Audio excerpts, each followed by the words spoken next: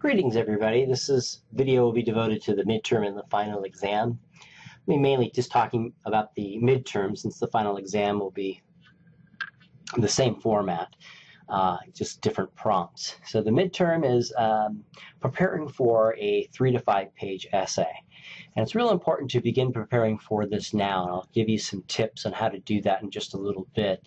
It's not something you want to wait until the last minute. So to access it, you can access it here. You can access it at where you see all of the assignments and what they're worth at the top of the syllabus, and it's also available in Blackboard. We'll go ahead and open it on up. And as it says right here, choose only one of the 3 prompts posted below and submit by the expiration date. See syllabus or Blackboard. So if you didn't catch that, it is due November 22nd. So make sure you're aware of that. It is due November 22nd. Must be 3 to 5 pages in length, as mentioned before. You want to make sure that your essay topic covers the entire time period that's called for, which you'll see down below. You want to make sure that you create a thesis out of your paper and support that thesis throughout your paper. And I have some examples of how to construct theses right here. You want to avoid plagiarism at all costs. So if you're unfamiliar with what plagiarism is, you're just a little bit unsure, do visit these links here. It's better to submit a paper that might not get you the B or the A than to panic and to submit a paper that is guaranteed to probably earn you not only an F for the semester, or an F for the paper, but a failing grade for the entire semester, since that is the consequence of plagiarism in this course. Just a quick note, when you write academically, you don't ever want to write in first or second person.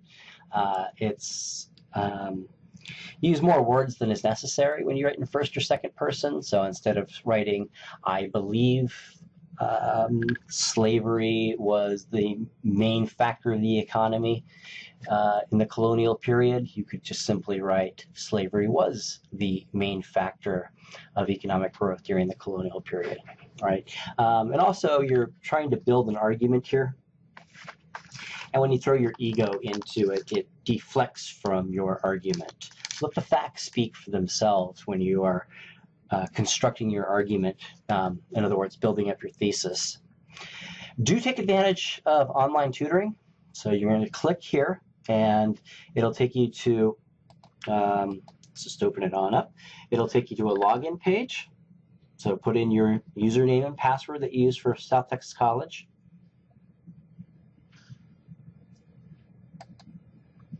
And, oops, that's right, because it's, oh, there we go. And it'll open up to this type of page here. Simply put in, let's do this. Oops, United States history. No subjects found. Let's just make it more general. History.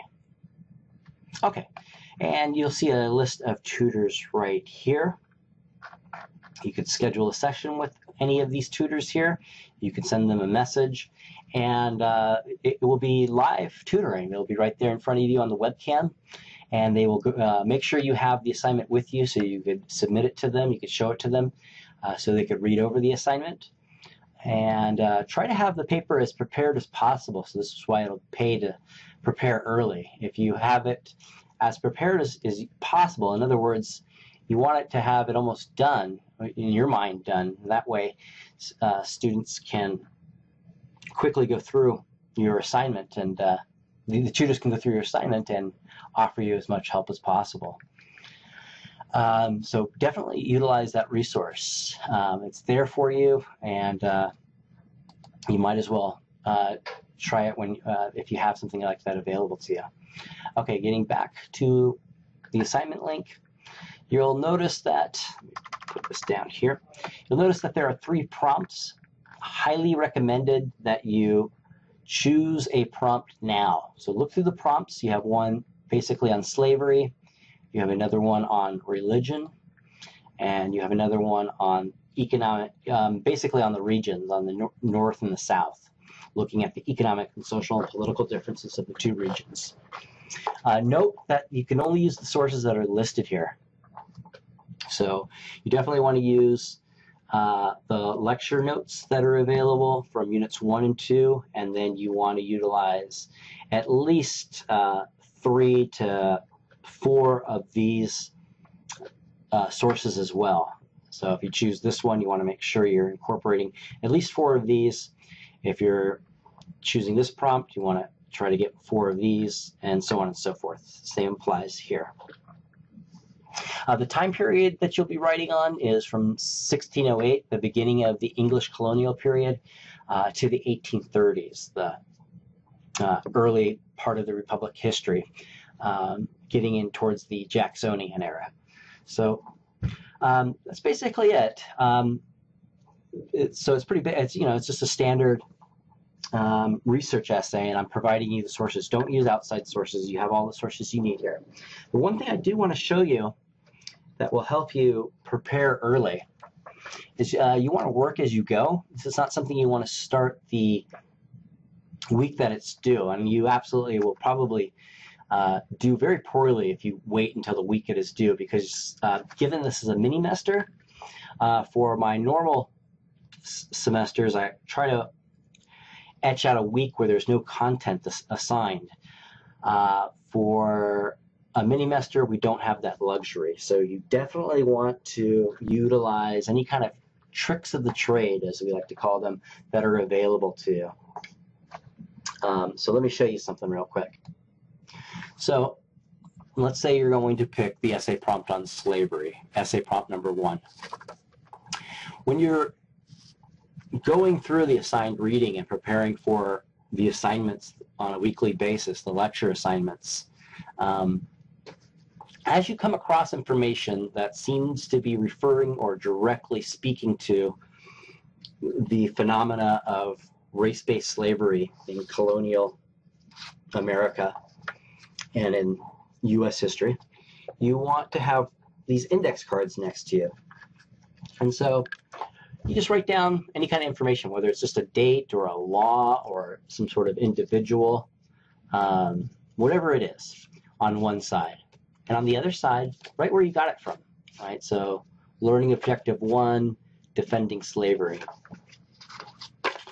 Right, some other information, some sort of law or some sort of quote on the other side, whatever it is. Salutary neglect, learning objective 2.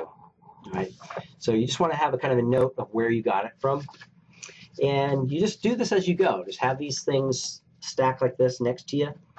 You don't have to write too extensively, although it doesn't hurt to write as much detail as possible, so you don't have to dig around. This is what you're trying to avoid, is digging into all the information when you're able to write, when comes time to really write your paper. And so let's say at the end of the, well, I think it's the 5th week, you have a stack, a fairly sizable stack, about this big, right? And so what you're going to do is you get on a table or a desk and you lay out these index cards. Just lay them out in any particular order. Just have them out there, right? So if you want to see what I'm doing down here, see right there. Got a bunch of index cards on the desk. And then you just kind of look at them and see if there is some sort of logical way that pops out at you of how to organize them. You can start by date, right? So anything that's beginning in the early 1600s, you might want to make a stack, right? Anything beginning in the mid 1600s to the 1700s, make another stack, and so on and so forth. Then from there, a theme might point out at you, whether it's looking at it by law or by some sort of political element of slavery or whatever the case is. You organize it in a way that will help you write a thesis and supporting paragraphs and a conclusion. How this is helpful is it avoids the whole scenario of, oh my gosh, I have a paper due in 5 days. I have to go back through all of that material from weeks 1 through 5, weeks 1 through 6 really, and see if I could find some information on slavery and throw it together as quickly as possible. Now you still might have to go back through some of the material But it won't be as hectic and it won't be as angst-ridden as it would be if you didn't take the time to put out these index cards.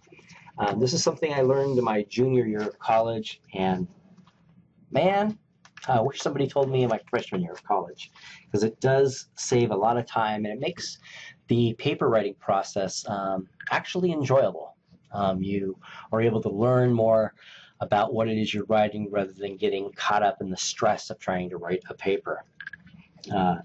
So if you've never done this before, give it a try and see what you think, right? So college is stressful, yes, but there are little tricks of the trade out there that you can utilize that might make things a little bit easier for you. This is one of them, trust me. So let me know if you have any questions about this tactic. Let me know if you have any questions about the midterm or final exam. The final exam will be basically the same process. The prompts will be different. It'll be basically asking you, it'll be the same prompts, but going from the 1830s to the 1860s. Looking at units 3 through units 3 and 4. Okay, well, do let me know if you have any questions. I'll talk to you guys later. Bye-bye.